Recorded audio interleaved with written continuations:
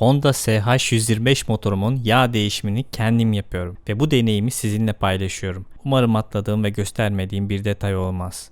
Motor 1000 kilometrede. Rodaj yağı değiştikten sonra ikinci olarak satın aldım. Tabi servis hangi yağ kullandı derseniz orasını bilmiyorum. Ama çoğu servisin 10 ve 40 kullandığını duymuştum.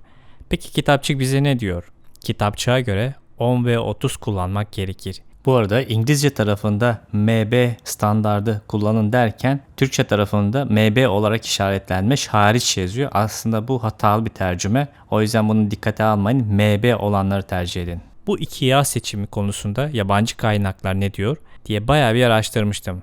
Onlar da aslında iki yağın da kullanabileceğini fakat ayrım olarak şöyle bir detay olduğunu söylüyor. Eğer motorunuz çok kilometre yapmadıysa ve çok sıcak bir bölgede değilseniz biraz daha akışkan olan 10 ve 30 seçebilirsiniz. Fakat motorunuz biraz yıprandıysa ya da daha sıcak bölgelerde kullanmanız gerekiyorsa motoru korumak için 10 ve 40 seçmeniz daha doğru olacaktır. Yakıt ekonomisi olarak 10-30'un daha ekonomik olması gerekiyor. Motor şu anda 3800 kilometrede. Yani yağ değişiminin üstünden sadece 2800 kilometre geçti.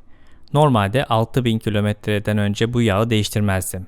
Bir gün sürüş sonrası garip kokular aldım ve nereden geldiğini bilmediğim için yağ seviyesini kontrol etmek istedim.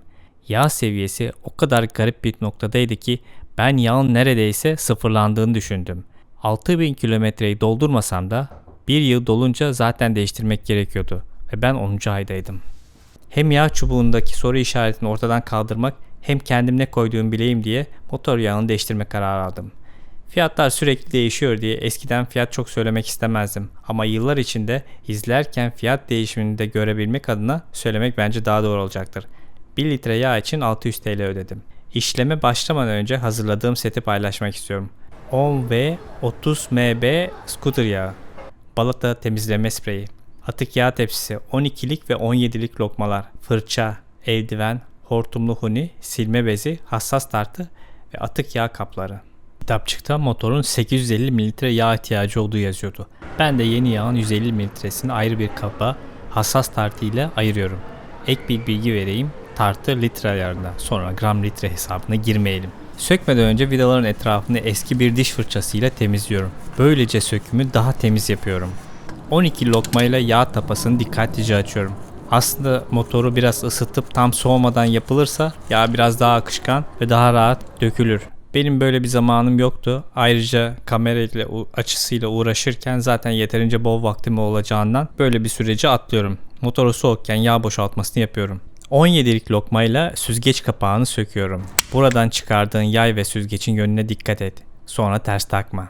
Burada zamanla pislik ve çapak birikebiliyor. Bunları temizleyip süzgeçten ayırmak gerekir.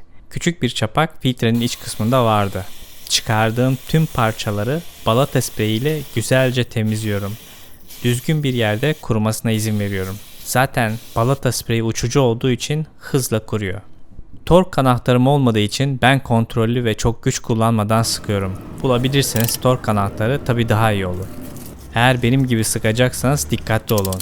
Çok güç uygulayıp motoru çatlatmayın. Yeni yağı huni ucuna şeffaf hortum ekleyerek yapıyorum. Akışı rahat görebilmek için şeffaf hortum tercih ediyorum. Şeffaf hortum biraz ince olduğu için yağın geçişi biraz yavaş oldu. Siz kullanacaksanız biraz daha geniş ağızlı bir su hortumu kullanırsanız daha mantıklı olur. Son olarak motoru çalıştırıp biraz rolantide bekleyip yağın dolaşımını sağlıyorum.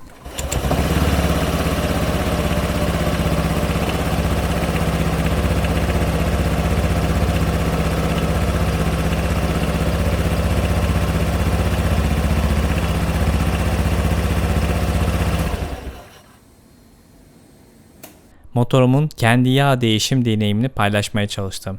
Umarım faydalı olmuştur. Beğendiysen beğenip takip etmeyi unutma. Tekerine taş değmesin, sağlıklı sürüşler.